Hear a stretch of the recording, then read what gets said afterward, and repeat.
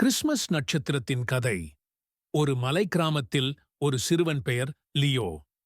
அவன் கிறிஸ்மஸுக்கு மிகவும் மகிழ்ச்சியுடன் காத்திருந்தான்.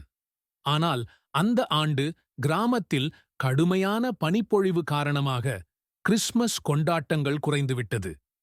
லியோவின் தாயார் கூறினாள், "எங்கள் வீட்டின் அருகிலுள்ள பெரிய மரத்தின் மீது ஒரு கிறிஸ்மஸ் நட்சத்திரம் வைத்தால் கிராமத்துக்குள் மகிழ்ச்சி மீண்டும் வரும்" என்று.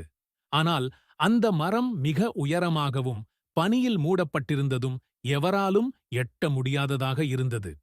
லியோ தனது சிறிய நண்பர்களுடன் சேர்ந்து ஒரு திட்டம் தீட்டினான்.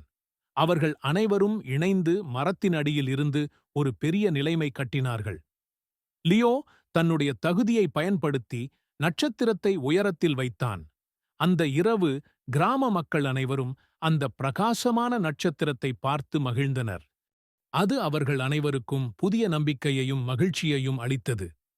அந்த நாளிலிருந்து அந்த கிராமத்தில் கிறிஸ்மஸ் நட்சத்திரம் ஒவ்வொரு ஆண்டும் மிளிர மகிழ்ச்சியும் நம்பிக்கையும் கொண்டாடப்பட்டது.